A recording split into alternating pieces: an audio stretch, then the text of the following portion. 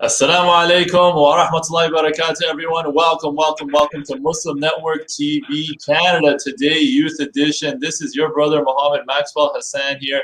And boy, oh boy, do we have an amazing session for you today. Now, with us is returning guests. We talked about stress. You know, how many of us would like to have less stress? I know I do, and I think we all have. And especially with this whole coronavirus situation, this whole pandemic, you can imagine that things can get pretty out of hand pretty quickly. So in this case, if we got you covered. If you're feeling stressed, we got you covered. Hamza, for today's session, we're going to be diving more into the stress solutions. Think of it as a part 2 to our conversation of stress management during Ramadan. And in case if you haven't already tuned in before, allow me to reintroduce our guests, our amazing co-guests. So we have Brother NABEEL Mansuri, 25 years old, born in Toronto, raised in Mississauga, and mashallah, he's been involved with the Muslim Student Association, and he's got his Bachelor's of Medical Science from Western University, and recently his Master's of Science in Global Health from McMaster, mashallah. And with his co-guest as well today, mashallah, we have none other than Sister SADAF SHEIK.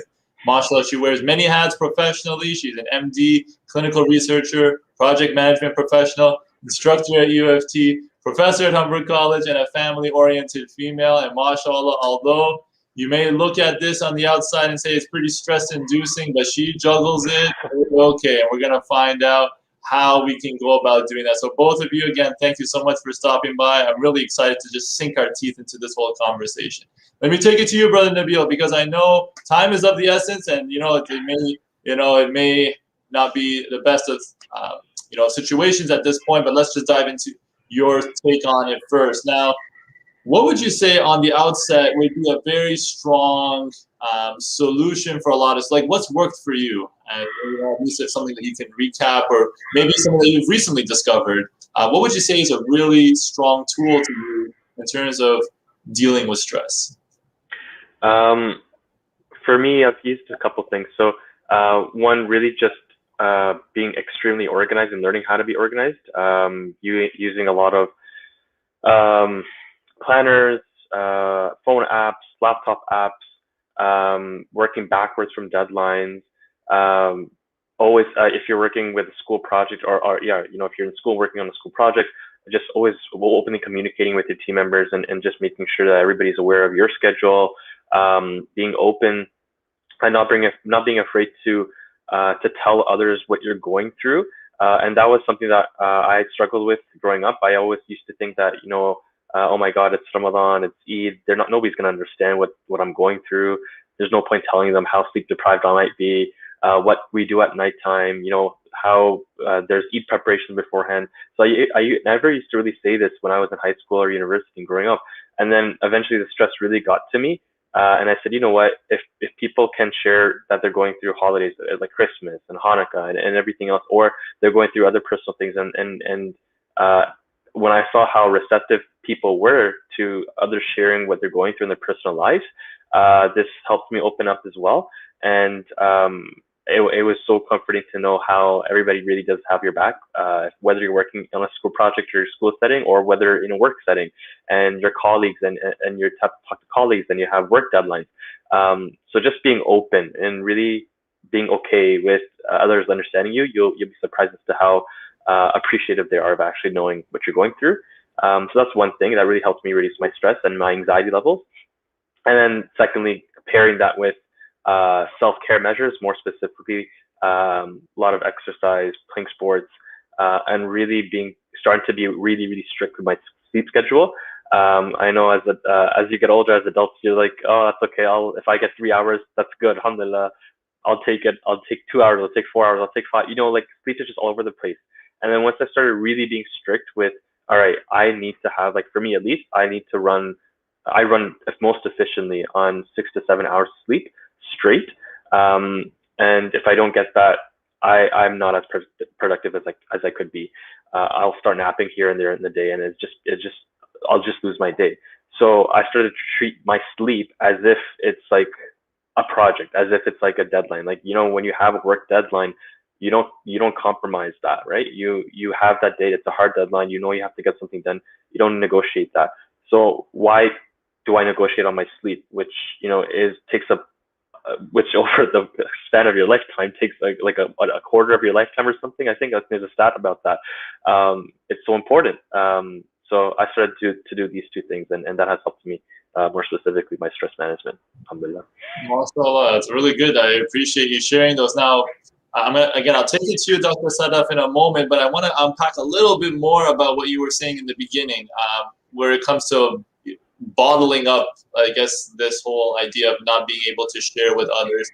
Could you walk us through, I mean, it's like, how does that look? I mean, it sounds maybe easier said than done. Just open up and just talk to people and share your concerns and share your things. But then there's this fear of judgment, or maybe I don't even know how to articulate my issues or my situation that I'm going through.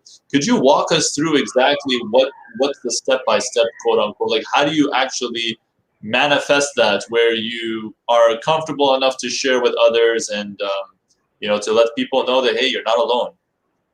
Yeah, it was really weird because I used to feel more comfortable sharing different types of personal stuff versus other personal stuff that was going on. For example, if I was feeling ill or sick, or if there's a family emergency, a family death, a family illness, I had to go to the hospital to see a family member, whatever it was, something with parents, I actually felt okay saying that.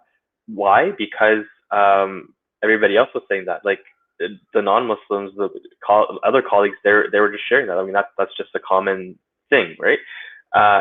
What really made me feel weirded out, at least at first, was sharing the religious stuff that's my religious obligations, really. Like going to Jummah, taking the time out for that so I can't have meetings then, or before and after Jummah. I usually like to take some time if I can to recite Surah Al-Kahf and just chill out before Jummah, be in that Jummah mindset if I can, right? Ramadan, that's 1 month out of the year, I know that, but there's still so much work that goes on in this month. And how do I articulate the Ramadan schedule to a non-Muslim who doesn't really understand what Ramadan is? For them, they just think that it's just fasting and abstaining from food and drinks, but they don't realize that Ramadan is literally a 24/7 thing, especially for us Muslims at nighttime, where the night is where most of our worship happens, especially in these last 10 nights that we're in right now. How do I tell them that I'm staying up all night and literally right the next day, as soon as Fajr starts around like 5-6 o'clock, 2 hours later the workday starts? How do I tell them that I'm so sleep deprived? And I had to really just tell them and be honest and upfront that this is what Ramadan is. And I changed my mindset in terms of like using it as a learning opportunity and a teaching opportunity, learning for me and teaching for them. I was just open and honest. I said, you know what, if they can share their holidays, whether it was Christmas, Hanukkah, and other holidays and stuff, why do I have to be afraid of my religion? Why? Just because we are a minority, which is true, it doesn't mean that I have to hide this. And because of hiding that, I have to suffer and just take on stuff and not open up and bottle up and have more stress. I didn't find that was fair to me. Not like it was their fault, but my fault. I was putting this on myself unnecessarily. So when I really just broke that barrier down in my head and I really just told them like what we do and what our Ramadan schedule is like, subhanAllah, everybody was just so receptive to working around me.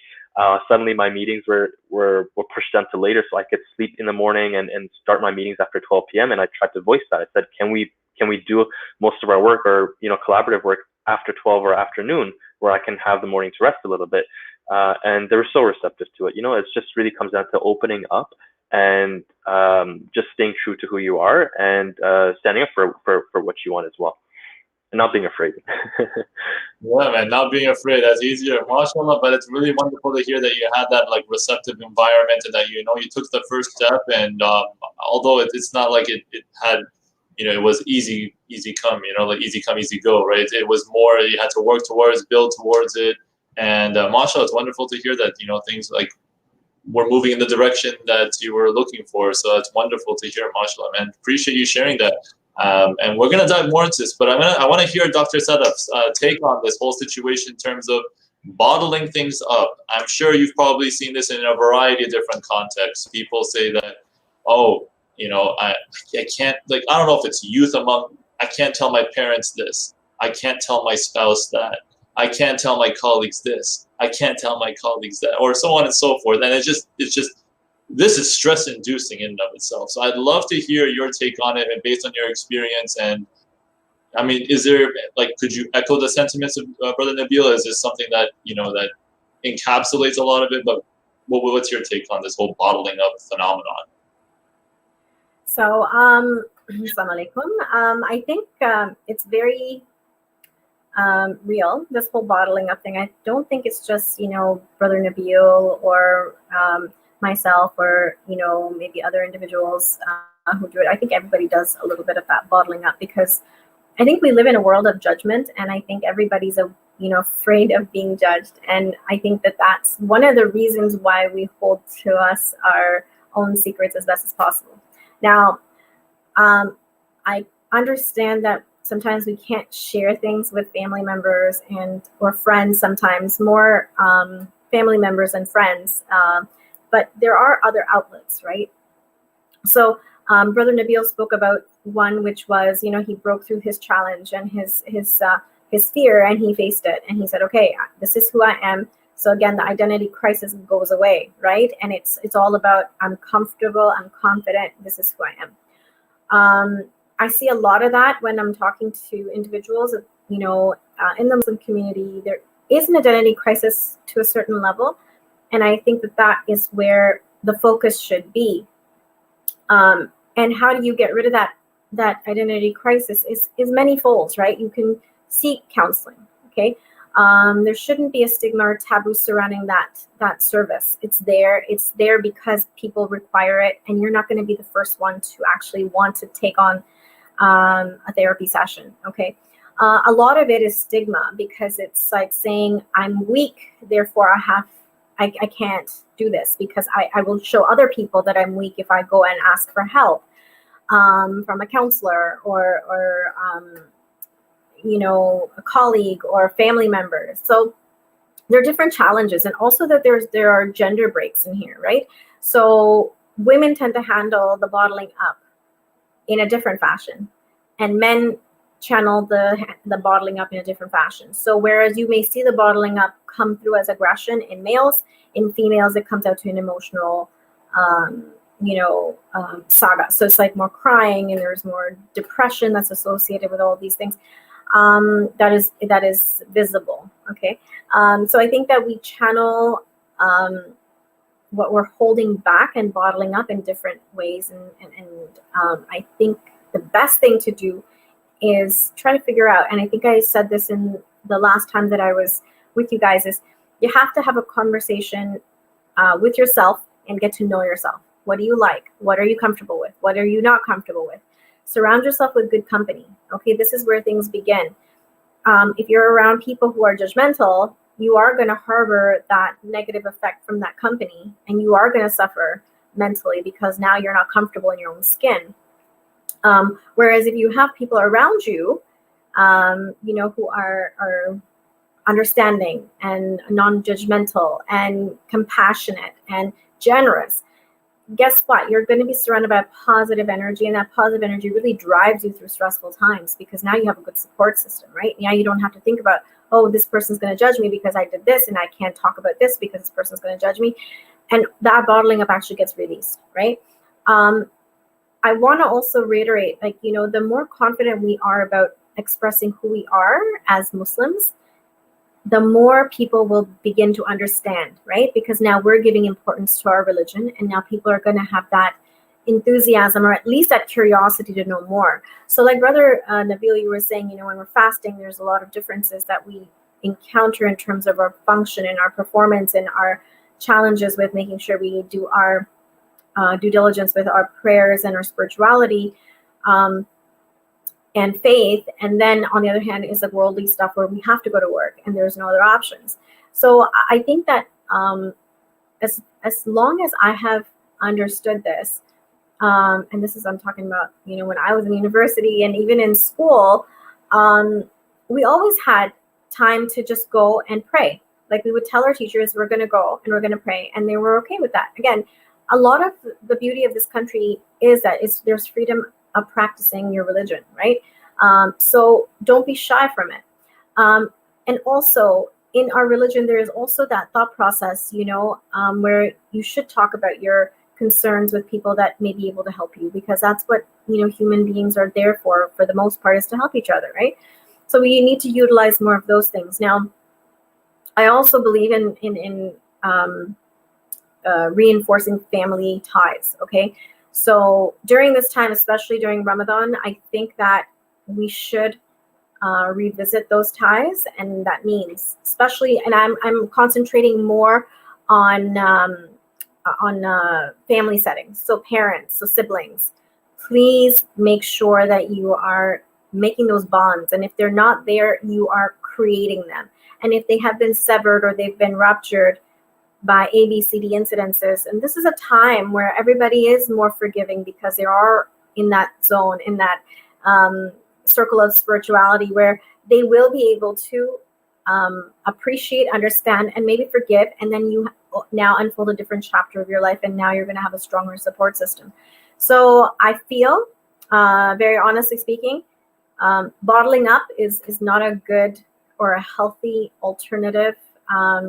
There are many alternatives to how you can express yourself, and then do it in a healthy fashion, right? Some people exercise, some people talk to people who are subject matter experts, therefore your counselors, your mentors, parents or siblings, and their mental health at that point in time comparatively is a lot more stable because they have a good support system.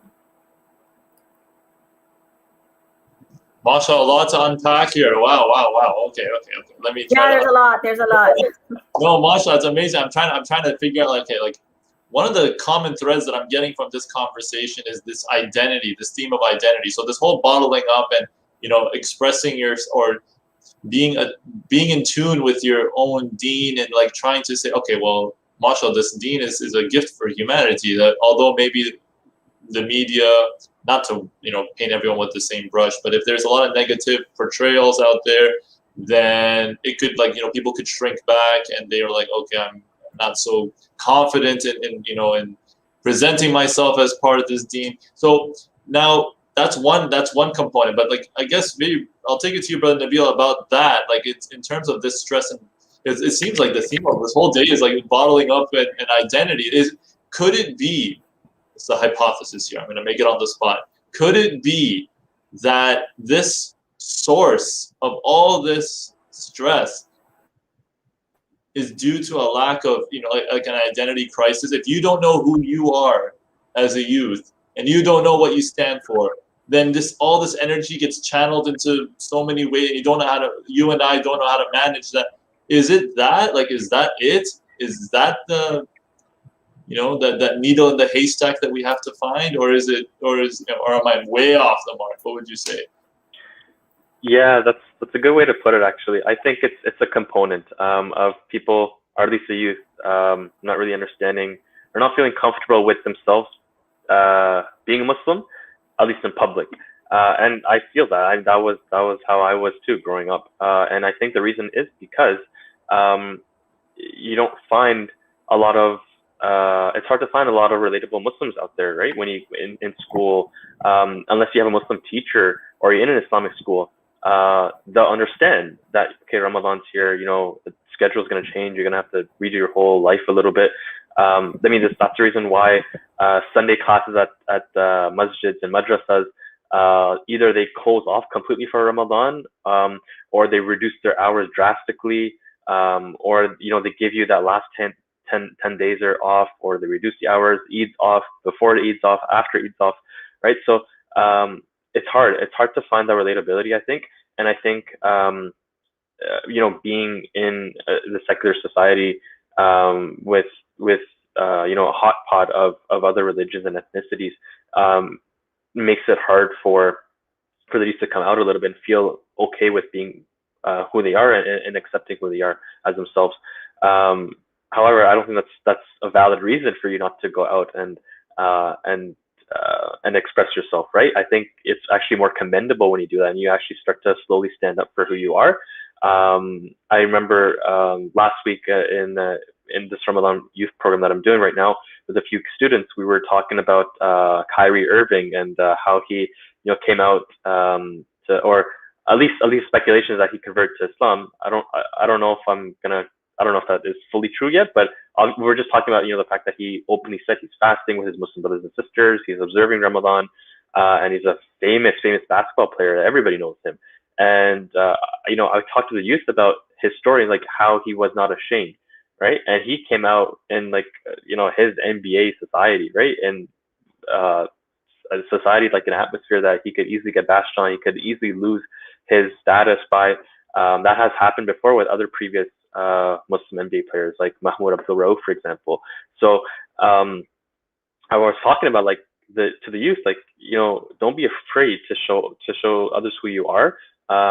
Everybody knows nowadays what Islam is. Everybody knows who Muslims are. Everybody knows. You tell them that Ramadan's starting, they know right away. They know now, oh, I'm gonna expect an Eid in the last 30 days or at the end of the day, at the end of the month, for example, right?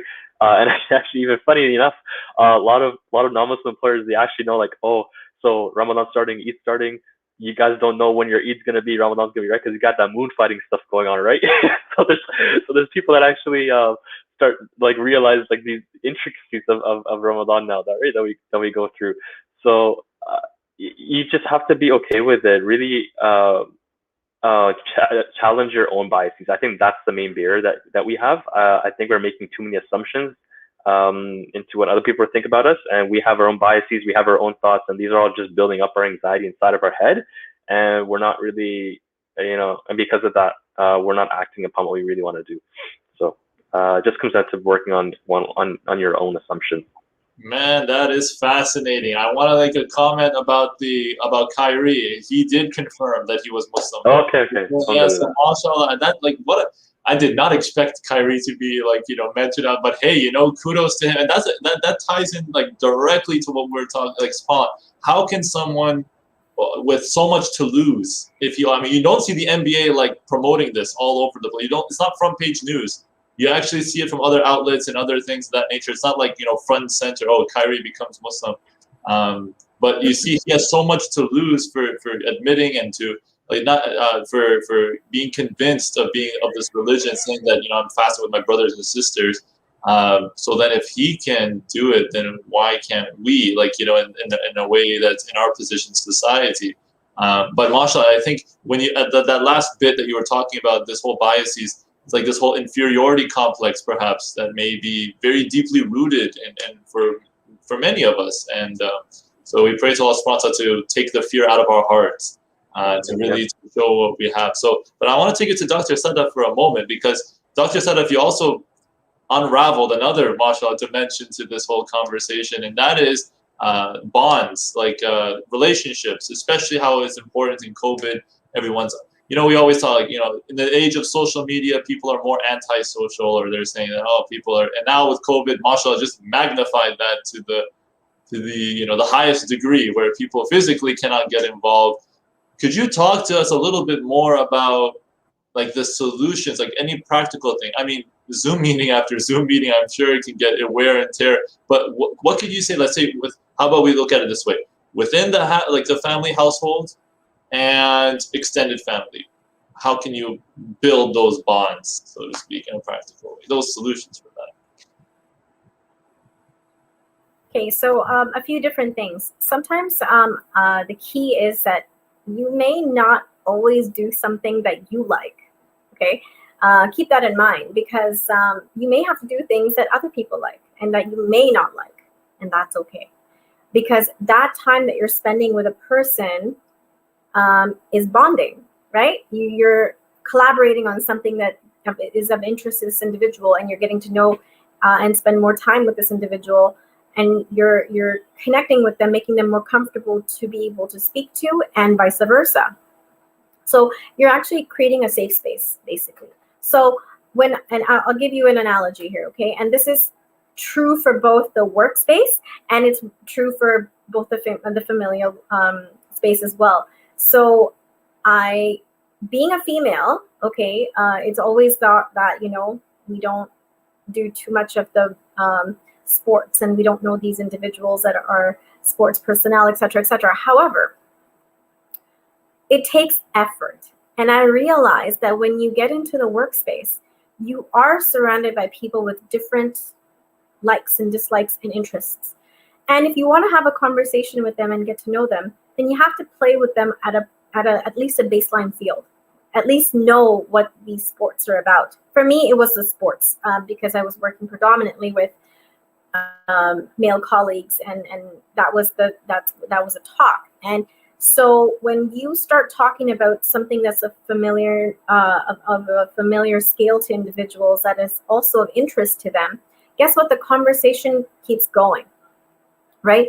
And I think that is what's required. I have seen, and during even counseling, I have seen where parents are not able to connect with their child, and it's all of a sudden the child's fault that they don't talk to you.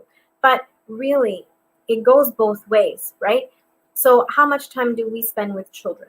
How much time do the youth spend with their parents? It's all going to give you a consequence, which means, so if there is a parent, okay, or even a spouse, and you want to bond with them, maybe they like playing video games, you don't, right? You're going to have to suck it up and, spend some time learning it, or at least attempting to play it, so that at that point in time you're bonding with them. And then vice versa, this individual will reciprocate. If you're going to do something that you like and they may not like, they remember, oh, but she did this when I was doing this, because even though she may not have liked it, but she really tried her best to bond there with me. So it's always reciprocated in some fashion or another. Some people like baking, right? Again, I'm not a baker, but the thing is, I will go ahead and I'll help my niece or my sister bake, because that is something that they may like to do, and it gives me a bonding point with them. And as we're doing this and we're getting closer to our family members, we are growing a stronger support system. Same idea. When we go out for work purposes, we are looking for a good support system, right? Or at least a positive one. So how do you make those connections? Is you have to be well informed. Okay. I'm not saying you should know about sports, and I'm not saying you need to know about baking or any of those things. I'm talking about wanting to learn and get out of your comfort zone. Okay. And learn something that you may not like. So I think that's where I would talk about bonding and how to create those bonds. Sometimes you have to feel a little uncomfortable to gain something valuable from a relationship.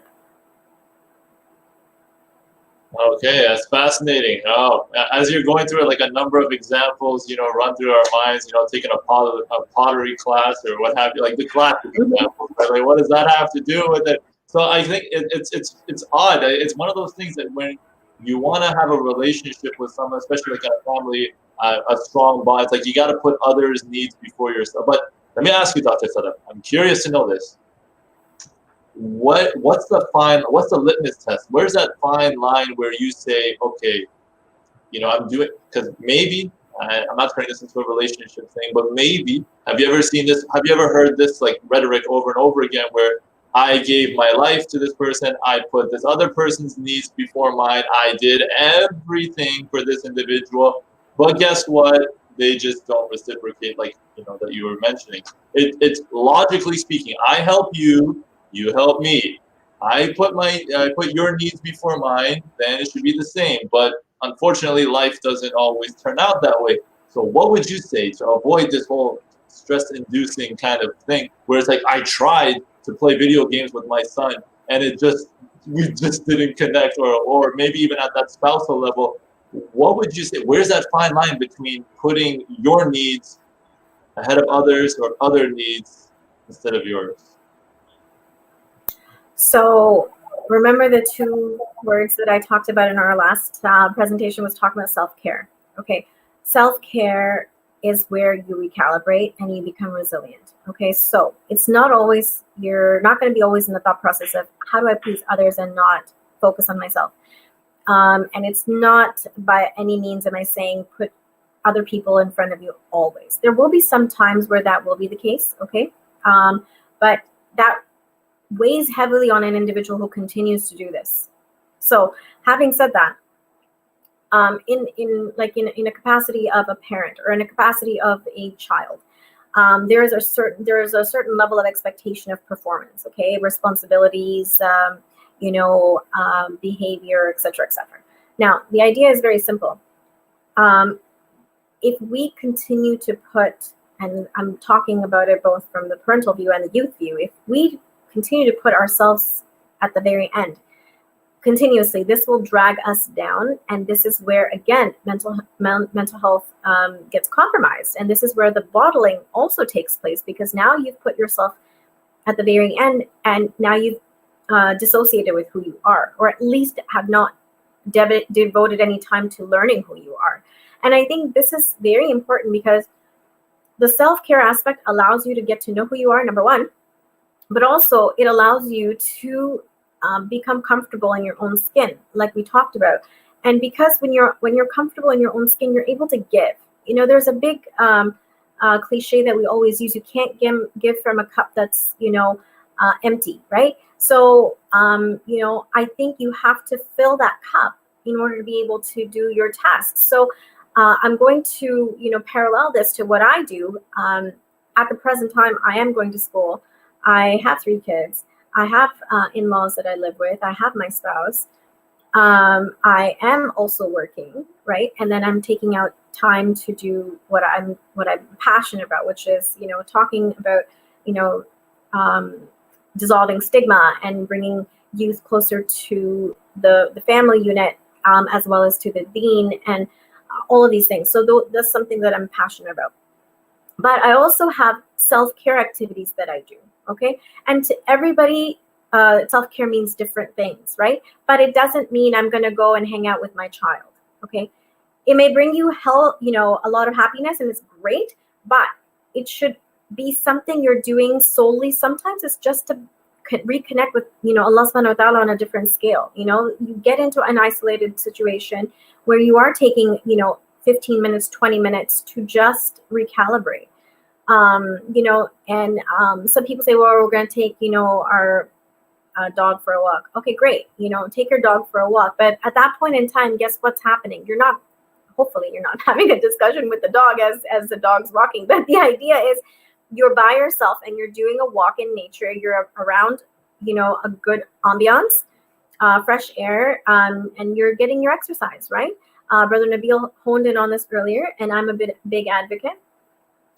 Although I will confess that I've been a little bit lazy in that department, but that's where the schedules come in, right? You're gonna have to exercise component into your life. So having said that, exercising is very important. It relieves stress. People go running and jogging, and a lot of people do kickboxing and boxing. All of these things allow you to recalibrate. And sometimes self-care means that you, again, have to take some time out and devote that time just to yourself and get to know who you are. So exploring like pottery. I've done pottery. I've done horseback riding. I have done, oh my gosh, going out in the nature, learning about what kind of, plants we can eat and what we can't eat, just in case, we've got a big famine happening, But it was certain things that, allow you to learn. It allows you to grow and say, okay, yeah, this I didn't really like that much. I mean, really, but I experienced it, didn't like it very much. I've skydived. I've done all these types of things. The idea is once you try something, it'll give you some information about who you are. So self-care is huge, and it's not about always giving. It's also about recalibration. So don't forget that. MashaAllah, the name of the game is recalibration. Oh, I like that a lot. Recalibrate, and what's the tool to use? Self-care, and what does self-care means? Different things to different people in a healthy way, inshallah. We tried our best to follow the teachings of the Prophet ﷺ, what Allah subhanahu wa ta'ala has ordained, and within those bounds, if you can find whatever floats your boat, mashallah, then you're in good shape. Now, I hate to say this, I hate to say it, I always have to say it, but I hate it, is that all good things must come to an end.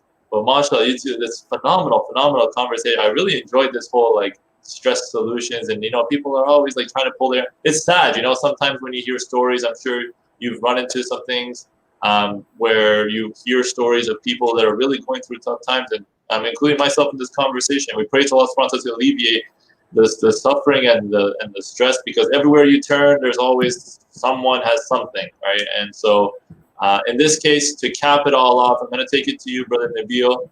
Are there any resources that you would kindly, I know we talked about, I think the theme of today was like bottling up and self-care and identity, and I think that they're all intertwined in one way or another. Are there any resources that you could humbly offer that's really helped you out tremendously to kind of help with dealing with things like this? And also, if there's any kind of golden words of advice, our brothers and sisters who are watching this, maybe they're suffering in silence and they don't know where to turn. They have absolutely no idea how to recalibrate their life. What would you say to them? So any resources that you could offer, and golden piece of advice for your stress solutions for those suffering in silence. Right. Well, in terms of resources, I think there's a bunch of resources for whatever stage you're at. So I mean, if you're in high school and in that age group, you have resources that your secondary school offers you. I mean, mental health is so big now. It's become like an essential component in the school curriculum nowadays, and our school district boards are doing a really good job at trying to provide more mental health resources. So reaching out to your guidance counselor, reaching out to your teachers that you trust, at least, to kind of ask them what resources they could use, what resources you could use. So that's one way. If you're in university, your resources dramatically increase. That's where I started using a lot of my resources. Right, university has a lot of funding, so they have a lot of.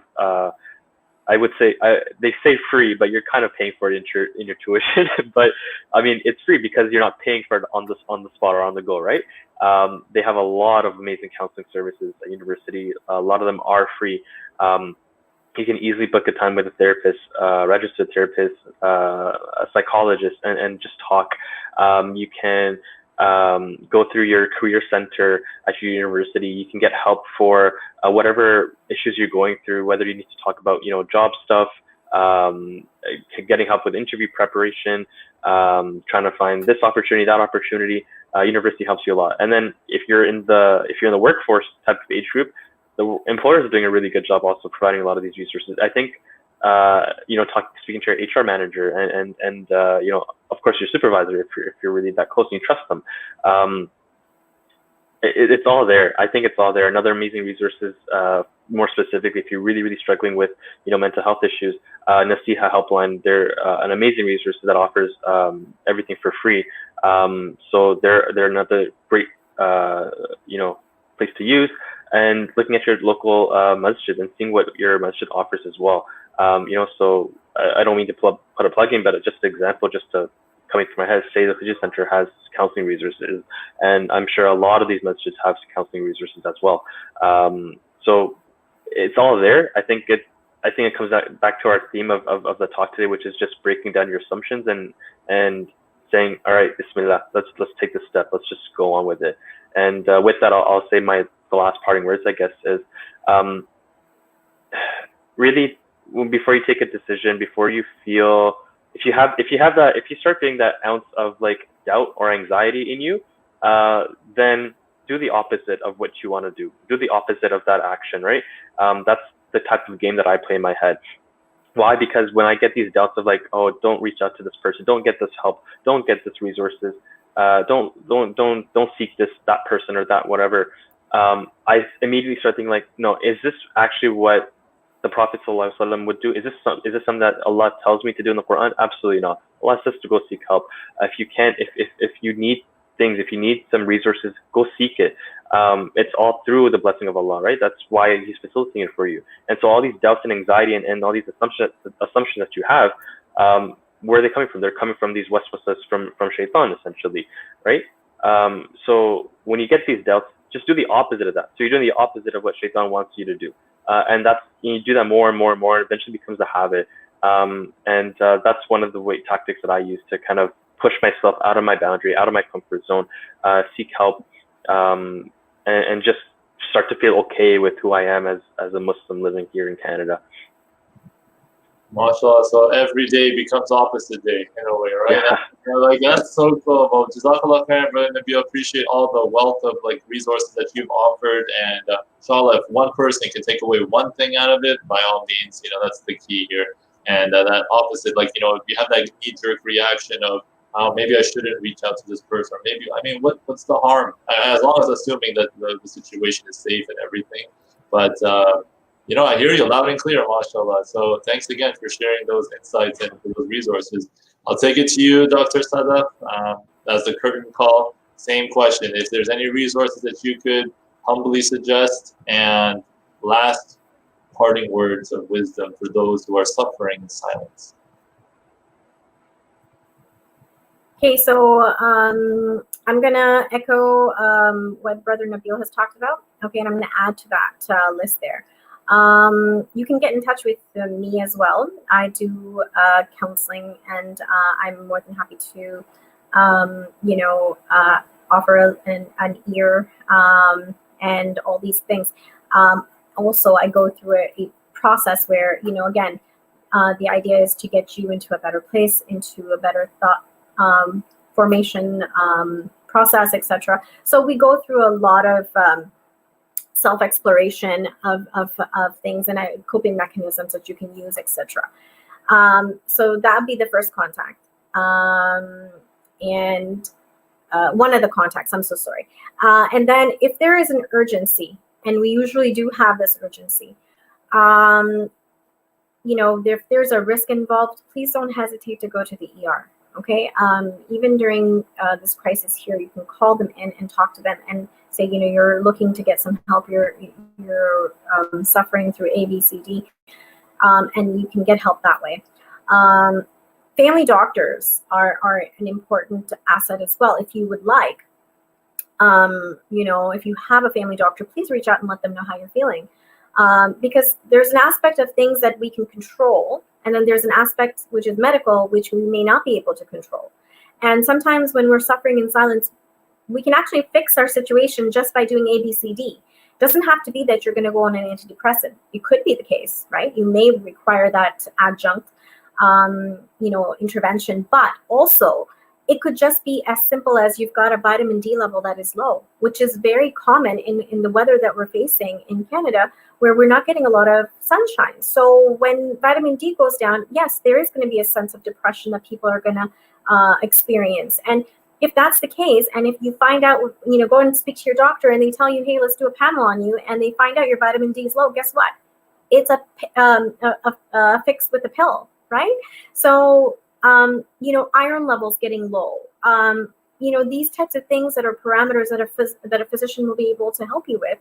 You must connect with a physician just to let them know this is where you're at, and make sure that there's not physiologically anything wrong with you that we can fix. In terms of, our processes, our functioning processes, do we have everything that we require? Now, there will be a stage where some people will require the antidepressants, and because, physiologically something is out of balance, and it has to be, balanced out. So get the help you need. You don't have to suffer that much. And if there's nothing wrong with you and you're going through a difficult time, now you know for sure that you have exhausted your options of maybe this is wrong, maybe that is wrong. Now you know there's nothing wrong. Now you just have to figure out how do I cope with these things. So then you may want to go and seek a counseling session or a self-help session. People learn from self-help books. People learn from therapists and counselors, and sometimes they will learn from their grandparents, because grandparents are a source of information where they've lived their life so much that they understand what is important and what is not. Also, I think resources around you, go into the Canadian Mental Health Association. On their website, they have a gazillion, I shouldn't say that, they have a lot of resources that are available to you, and majority of them are free. And it's very good to go ahead and utilize this. And Brother Nabil was talking about Nasiha. There's also the Khalil Center, who is very helpful in terms of, having therapy sessions and counseling sessions. And the masajid, like Brother Nabil said, SKC, Sayyid Khalid Center is a tool, is a valuable place for you to get your spirituality taken care of, as well as any mental health concerns that may be arising they will allow you to be able to be referred or connected to individuals, you know, that you may need help from. Okay, so don't be scared. Don't be, you know, hesitant. You're hurting yourself more than you need to. If there is a pain or if there's a hurt, let's go and fix it. Okay, and that should be the mentality. And lots of things in this earth are fixable. You just have to figure out, you know, are you willing to take that opportunity to help yourself, right? So that's where the self-care comes in, and that's where you're going to say, yes, I am worth that much, where I will go and seek the attention of a physician or an imam or my friends or my parents or my, you know, colleagues, whatever, whoever you're close to. You should always have an ear to listen to. Facebook page, there's going to be another, I should tell you this coming up so soon. I'm going to launch a Facebook page where it is going to be about, you know, counseling support, etc., etc. It hasn't happened yet, but it's in a process of things that I'm still wanting to do. So keep yourself healthy and try to keep yourself happy. You're safe. You're blessed to be in a home. You're blessed to know where your next meal is coming from. You have parents that are working for you day and night to make sure you get things that they may not have had, and vice versa, right? Become those individuals that strive for the best. Okay, don't get left behind because you feel that you're not worth it, because you are. There's a reason why Allah created you, and that reason is because you have that uniqueness and you are supposed to be here. And therefore, there's a reason for your being here, right? And therefore, find it and then help people that are less fortunate than you, okay? Because there's always someone less fortunate than you. So let's strive to do that. MashaAllah, Dr. SADAF, man. Wow, a lot of amazing things. Really appreciate even the inside scoop in terms of like the upcoming Facebook page, MashaAllah, and all your efforts that you're doing and trying to disseminate information and to help the community wherever they are. It doesn't matter where they are in the world. Amazing, amazing things and tons of support. SADAF Hadith Center. You mentioned that people were, they could reach out to you. Is that right? Like through email? Was there an email address, or was there anything Sure. that people want to reach out to you? Sure. How was the best way they could reach out to you in this regard? I gave my email address to your team, but it's just basically my name. So it's sadaf.sscheikmd@gmail.com. I'm sure that the team hopefully will help me with this, because it's really hard to kind of verbalize it, especially when you're, you know. But yeah, you may definitely feel free to reach out with any concerns. I do counseling, so I would be more than happy to help you guys out in any way I can. In the event that I'm not able to help you, I will connect you with someone who is a more experienced or a more, you know, like, you know, a specialized subject matter expert. That much I can promise you. MashaAllah, well, there you go. Thank you again to our team. Look at that behind the scenes backstage. They got it all right there. It's around your screen. If you wanted to reach out to her, Dr. SADAF, directly, by all means, there you go. I'm sure she's willing to explore the options and to see, help out wherever she can. So, mashallah, thank you, Dr. SADAF. Thank you, Brother NABEEL. Mashallah, very fruitful conversation.